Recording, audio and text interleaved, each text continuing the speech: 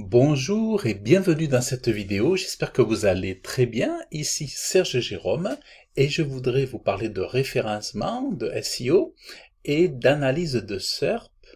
Alors, les analyses de SERP, en fait, c'est l'acronyme qui veut dire Search Engine Result Page. Voilà, donc c'est Search Engine Result Page, tout simplement.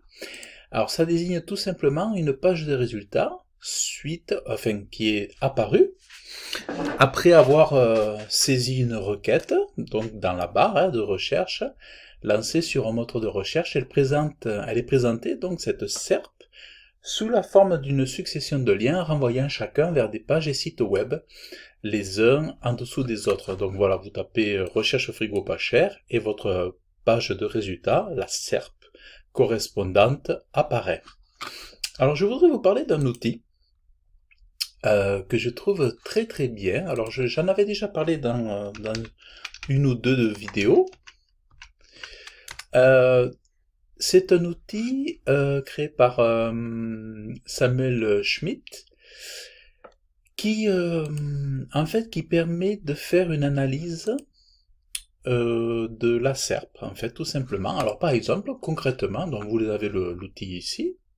Alors, vous avez les instructions ici en anglais, mais vous pouvez retrouver par exemple le blog de Samuel Schmidt ici. Voilà. Vous avez ici puis vous avez ces articles ici par exemple. Vous pouvez aller sur ces articles pour avoir. Donc, vous voyez, vous avez un petit peu l'idée. C'est scraper Google Search devrait être fait à un clic. Donc True est un outil de référencement et un analyseur de SERP. Alors à l'époque c'était gratuit, là c'est payant, et à un coup d'œil vous pouvez obtenir un aperçu complet détaillé des 100 premiers résultats de Google Search pour n'importe quel mot-clé, pays, lieu et appareil. Alors, pourquoi utiliser cet outil? Donc quelques points. Pour comprendre la SERP d'un seul coup d'œil, vérifier les SERP dans n'importe quel pays, analyser la structure des pages des concurrents. Donc ça c'est très intéressant. Collecter les mots-clés. Donc vous voyez, ça c'est très intéressant. Donc je dirais analyser la structure des pages du concurrent, collecter des mots-clés. Ça c'est vraiment... Et après, une fois que vous avez fait ces observations, ça permet d'optimiser votre contenu web. Donc extraire les données, obtenir des informations locales et internationales, suivre les performances aussi, ça va vous permettre de suivre les performances des concurrents, enfin des gens qui sont sur le secteur d'activité, analyser la recherche et l'intention des utilisateurs, générer des idées de contenu, faire des briefs, trouver des idées de titres et de sous-titres, préparer les prochains articles, obtenir la moyenne de mots à rédiger, savoir est-ce qu'il en faut 500, 300, est-ce qu'il en faut 1000, 1200, 1500, découvrir les lacunes en matière de contenu de vos concurrents, par exemple, mieux rédiger votre contenu, gagner du temps et parce qu'il est convivial. Alors, par exemple, moi ici, donc je suis dans Flow, donc j'ai demandé, j'ai tapé une recherche sur location de bennes pour voir qu'est-ce qu'il trouverait sur la location de bennes. Alors je me suis mis sur la France, langue française. On peut se mettre en desktop on peut demander un desktop ou un mobile. Et là j'ai mis sur la région Alsace. Donc ici on a les résultats, 9 millions, je crois que ça c'est 9 millions. Voilà. Alors on nous dit qu'en moyenne il y a 914 mots sur le sujet, 35 page rank, 13 images, bon voilà, on a quelques détails ici. Alors si on descend, alors je vais vous le faire au plus rapide, au plus simple, mais ça va vous permettre de voir que on voit le local pack ici, donc vous voyez on a les trois marques qui apparaissent ici avec les URL, avec d'ailleurs une URL UTM pour le suivi des campagnes publicitaires. Ici on a des questions. quel prix pour louer une benne, par exemple, ça peut vous donner des idées de contenu, de création de contenu. Comment avoir une benne gratuite, comment demander une benne à la mairie, comment se passe la location de benne. Benne de chantier, prix de location d'une benne. Enfin voilà, vous voyez, et puis on a ici, donc ça c'est le local pack, ça c'est le premier lien naturel. Ça c'est des Google Ads, ça c'est les premiers liens avec le référencement naturel. On a Kiloutu, on a EcoDrop, on a Kiloutu, Valoservice. Voilà, donc vous voyez. Donc ça c'est une première chose. Alors ensuite, par exemple, donc ça c'est les résultats. Ensuite on peut cliquer sur Topics ici. Et là on va voir donc en fait les top topics ou les top mots-clés, on va dire. Louer benne, location benne, prix location benne, déchets, location, benne, benne déchets, déchets dangereux. Donc ici, topics only found in the top 3, location benne venant, prix tarif, louer benne Paris, prix location mini benne. Voilà. Donc ici on a les keywords, voyez, fond ici on a trouvé à 9 pages sur 9, chantier, donc ça va du plus utilisé dans le top des résultats, et donc benne, chantier, volume, grande, location, petite, grande, taille, tri, voilà, vous voyez. Donc ça c'est les topics, les topics. Ensuite, par exemple, on va continuer. Ici, on va voir les outlines. Donc, c'est les balises H1, H2, H3, H4. Donc là, vous voyez ici le déroulement à un clin d'œil. En fait, vous avez, sur celui qui est dans le top 3, vous avez tout son balisage sémantique, H1, H2. Celui qui est dans le top 3, dans la 4e position, vous avez son balisage aussi, vous voyez, le blog. Ici, là, une H3, une H2. Donc, vous voyez, on voit une erreur ici au niveau de... Par exemple, ici, on peut voir une erreur sur EcoDrop. Ils ont placé une H3 avant une H2. Avant une H2. Vous voyez, donc là, il y a une erreur ici de balisage, par exemple. C'est dommage, parce qu'après, ils ont des H3, ce qui est très très bon, mais ils ont placé ici une H3. Alors, on peut voir les erreurs, effectivement, par exemple, ici, dans une table de contents, on voit un H4, par exemple, avant un H2.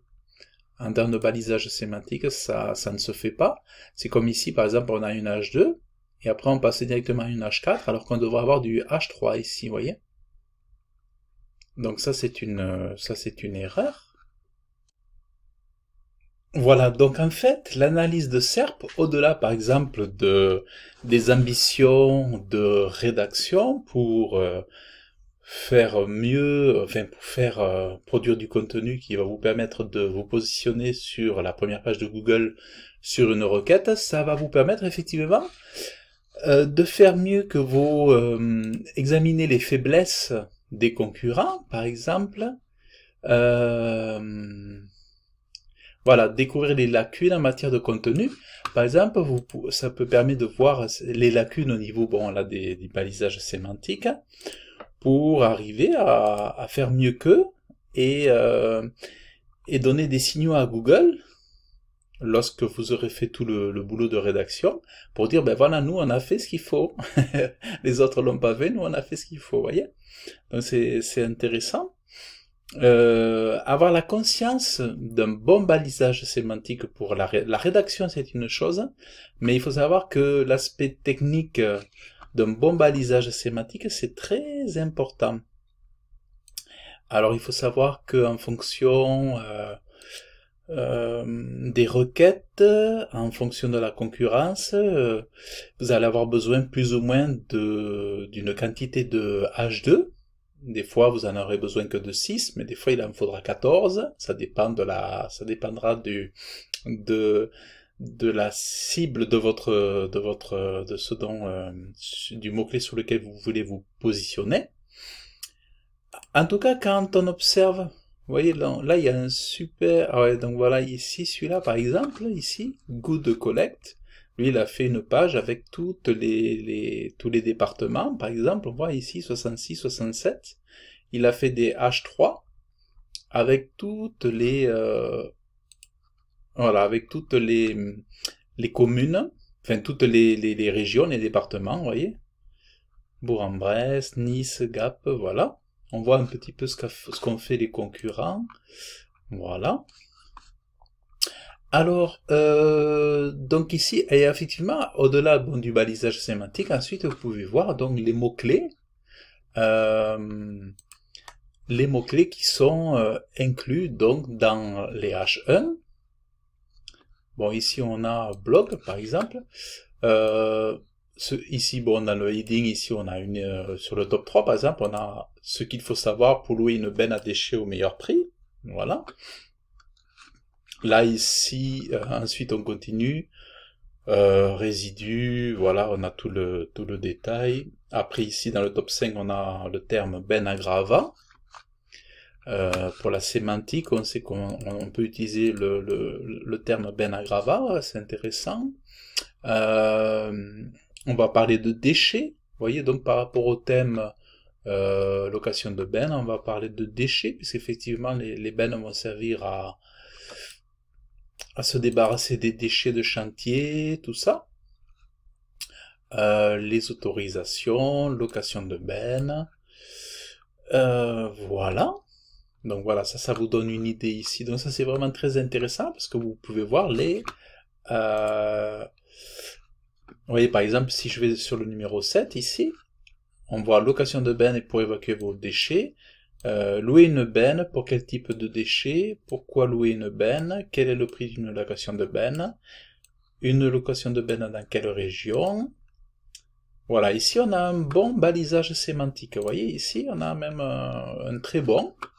On a le H1, le H2, un H2 avec au sein du H2 on a H3 qui se déroule bien. Après on reprend sur du H2. Voilà, là on a un très bon balisage sémantique sur le numéro 7 ici, qui est beaucoup mieux que vous voyez que celui-là. Au fond celui-là il est en position 6, mais regardez même ici, vous voyez il n'y a pas d'optimisation. Sur le H4 ici, regardez, on a juste H1. Il n'y a pas d'optimisation de... Là, franchement, au niveau des H4, c'est pas bon du tout. Donc voilà, donc ça permet de voir ce genre de choses. Et après, chacun, en fonction de sa sensibilité, chacun va pouvoir faire ses propres observations, ses propres interprétations. Ensuite, on a les headings. Generate headings analyse. Alors ici, voilà, donc voilà, là on va lui demander de faire l'analyse.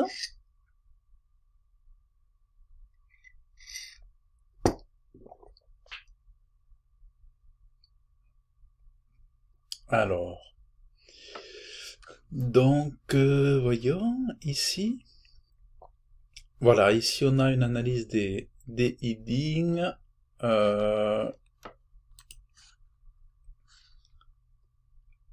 Alors, vous voyez ici, on peut mettre position 1 à 12, occurrence 2 à 76, location de benne à Toulouse, location de benne dans le Haut-Rhin pour évacuer vos déchets, les avantages d'une location de benne pour l'évacuation des déchets. Donc, voilà, location de benne à déchets pour 64, voilà, vous voyez.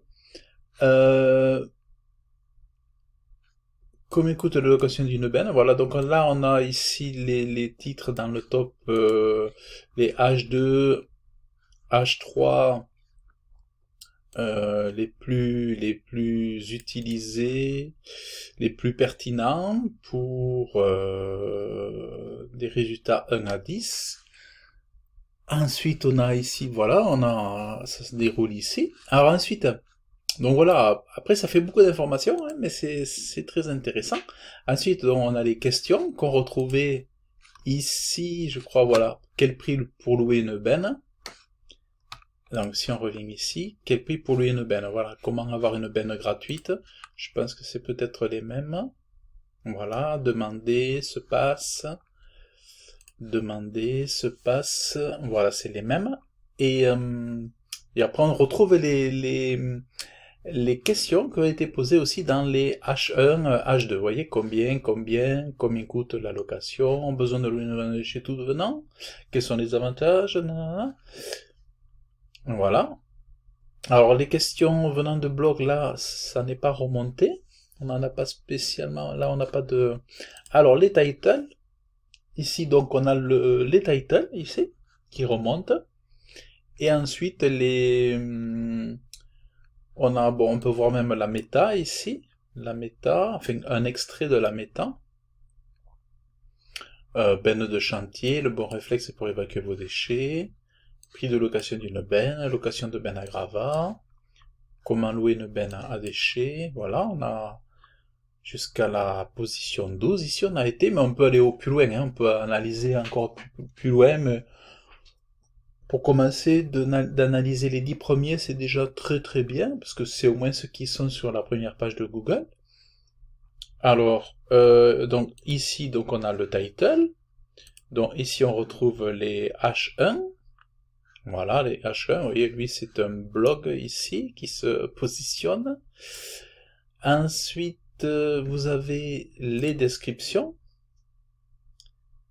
La méta ici, voilà, la benne de chantier, pour évacuer rapidement.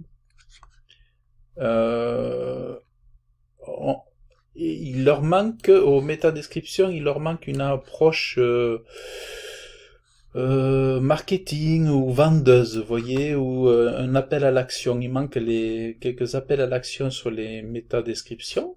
C'est le défaut qu'on peut observer déjà. Et ici, donc, on a, vous voyez ici, les keywords fréquents, les mots-clés fréquemment utilisés dans les métadescriptions dans le top 10, vous voyez. Donc ça, c'est, voilà, ça c'est hyper intéressant. Voilà, là, on a les choses très là. Là, on a une petite mine, un petit trésor pour ces contenus, vous voyez.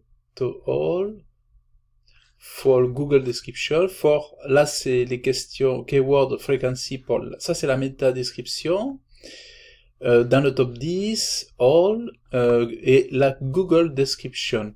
Alors, la Google Description, parfois, c'est-à-dire c'est lorsque Google fait la réécriture des métadescriptions. Souvent, les éditeurs de sites, Webmaster et autres, écrivent, enfin référenceurs écrivent des métadescriptions, mais souvent c'est connu que Google va les réécrire. Donc voilà, Google, après réécriture, aura remplacé par des textes qu'il aura retrouvés au sein des contenus des pages. Et ça, c'est les pures métadescriptions, je pense, qui ont été écrites par les référenceurs. Mais bref, peu importe, au fond. Mais on va dire qu'on va miser sur ce genre de mots-clés ici, et sur cela en priorité, priorité cela aussi, et puis après on va pouvoir aller chercher dans les top 10 et tout ça. Les related search, ça c'est les mots-clés, les requêtes relatives, secondaires par rapport à... Donc nous on a tapé location de benne. Eh bien, les gens tapent location de benne pour particulier, location de benne tarif, prix de location benne kilo tout. Voilà, on a les related search. Et ensuite, donc, ici, on va retrouver des vidéos qui sont faites sur le sujet. Bon, voilà, on en a une. Local pack, donc ça c'est ce qu'on a vu les 3 premiers. Ensuite les images, on va voir, bon ici on a Kilutu qui a travaillé sur l'iconographie de la photo, on a, voilà, qui remonte en premier. Ici, sources et links, donc on voit que il y a beaucoup de liens provenant Facebook, LinkedIn, ça c'est les mentions vers des sites, des références. Voilà, Kilutu, Facebook, Twitter. Et ensuite on a tout ce qui est performance. Les venant avec les scores de Google Page Speed Insight. Donc là c'est pour la version ordinateur. Donc on voit, voilà, 82, 77, 66, le speed index là, 22, 8, on voit qu'il y a des soucis. Et donc voilà, là on a une bonne note au niveau de EcoDrop. Et Kilutu, je sais pas pourquoi ça ne paraît pas. Mais en fait voilà, vous voyez, donc c'est très très intéressant. Alors, par exemple, moi ici, et après vous pouvez faire un brief, mettons location, donc là je reviens à mon scrapping, voilà, là je reviens à mon scrapping, et après je peux, par exemple, vous voyez, après je peux importer, enfin télécharger, là je vais ouvrir la SERP, donc vous voyez, en live, avec ma requête, donc location de Ben. Et là, je vais pouvoir voir, effectivement, bon là, ça a pris la géolocalisation, parce que je vois ici, c'est près de chez moi. Vous voyez, là, il souhaite connaître ma position, mais il a déjà pris il a déjà pris ma position ici. Et on retrouve donc, voilà, ça c'est la SERP, voilà, avec les related, les recherches associées, effectivement, ici. Et voilà. Donc là vraiment on a quelque chose de très intéressant pour travailler, vous voyez, donc l'analyse de SERP, c'est vraiment super pour pouvoir vous aider à créer donc ensuite vos briefs de rédaction, étudier vos stratégies de rédaction de contenu. Alors par exemple ici, create brief, alors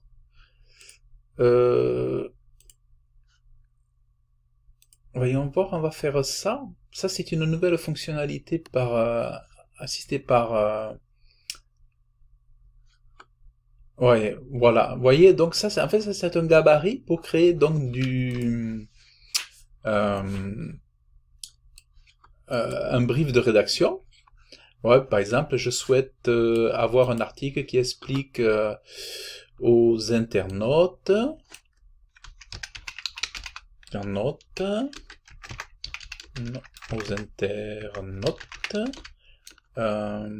comment avoir un contenu rédactionnel. C'est pas forcément un article, hein, un contenu rédactionnel qui explique aux internautes comment réserver leur location de Ben pour se débarrasser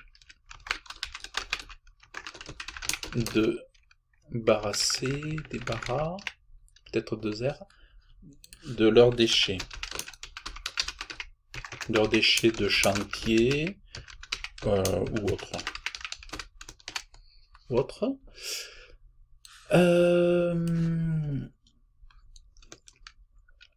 Leur expliquer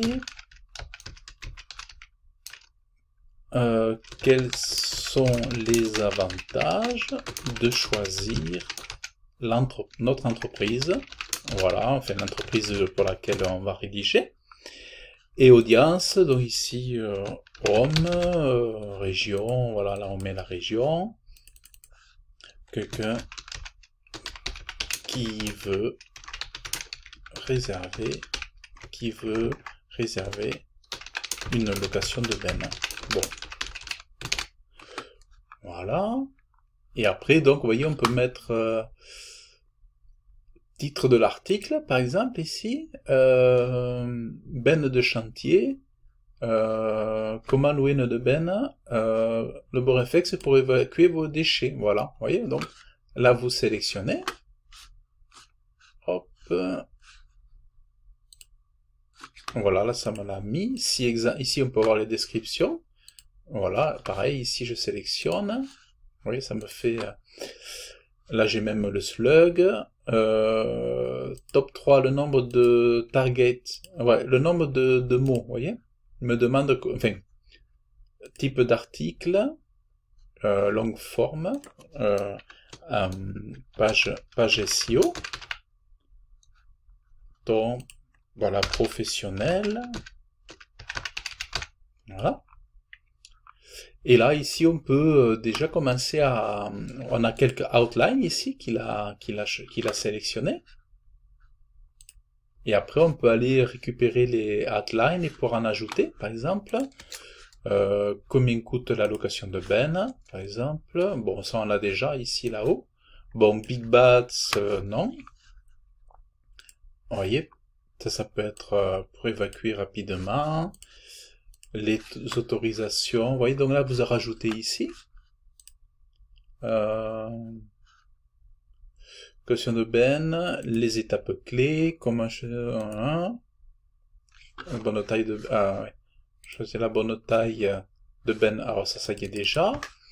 Les demandes d'autorisation à avoir, combien coûte une location de benne, une benne de contenance adaptée, ce que l'on peut jeter dans une benne tout venant. Voilà. Louer une benne, comment ça marche. Les prix, les tarifs de version. Voilà. Donc, en fait, voilà. Hein. Et, donc, ça, c'est plutôt... Et après, vous avez donc là, ce sont des H2. Vous voyez, je crois... non. Et ça peut se mettre en... Voilà, en H3. Ça, ce sont des H2, vous voyez. Location de benne. Et... par exemple,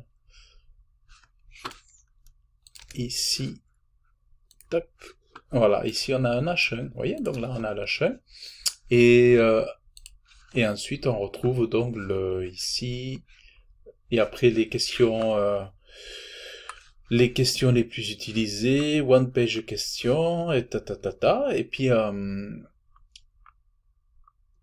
voilà.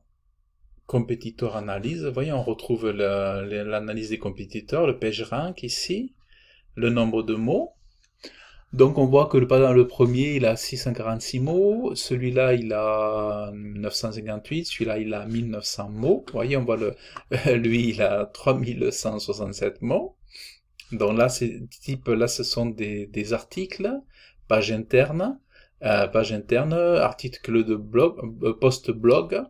Vous voyez, on a les typologies de pages aussi. Et ici, on a même des liens, vous voyez. Là, il nous a déjà mis des liens, vous voyez. Les liens internes qui nous suggèrent, des liens internes qu'on peut mettre.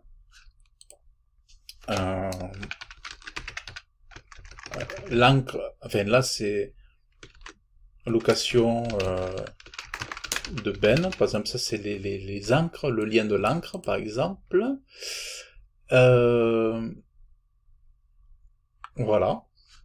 Et ça, on peut enregistrer. Et après, on peut se servir ça pour faire notre article de blog, pour donner à notre rédactrice, à notre rédacteur, et pour produire différents articles. Donc voilà, c'est ce que je voulais vous partager, l'analyse de SERP. Et franchement, avec Flow, vous avez une vision rapide. C'est ça qui est vachement intéressant, qui est très très intéressant, c'est qu'au lieu d'aller, par exemple, ici, chercher, rentrer dans le site, utiliser des plugins, parce que c'est pareil, une fois que vous êtes rentré dans un site ici, vous n'allez pas de suite voir, bon là vous allez voir ici, mais vous n'allez pas voir tous les aspects techniques, vous ne savez pas spécialement si c'est un H2, un H3, tout ça. Là vous n'allez pas voir la métadescription et tout. alors que là, vous allez avoir tout sur Flow. Voilà donc ce que je voulais vous partager. J'espère que cette vidéo vous aura plu sur les SERP. J'avais envie de vous la partager. Donc j'utilise Foo pas tout le temps. Des fois j'oublie de l'utiliser, mais je trouve que c'est un outil vraiment super. Français. Samuel est français. Et donc voilà, donc je vous invite vous aussi à le tester, à l'essayer. Au niveau tarification, c'est très modeste, hein, c'est franchement à l'année ça vous coûtera pas grand chose. Je crois que c'est même pas avec 50 € par an, vous pouvez vous en sortir. Donc voilà, eh bien, écoutez, je vous invite à laisser vos commentaires, à liker la vidéo si vous avez apprécié. Je vous invite à vous abonner à la chaîne. Et puis, j'espère que ça vous aura donné des idées aussi pour utiliser cet outil. Et si vous êtes intéressé pour créer votre mini-empire web au top, donc votre business en ligne, je vous mets un lien en descriptif de cette vidéo. Il vous suffit de cliquer, d'entrer votre meilleure adresse email et je vous enverrai mes pépites, mes astuces pour vous aider vous aussi à créer votre mini-empire web au top pour développer votre business en ligne. Donc je vous dis à très bientôt, bye bye.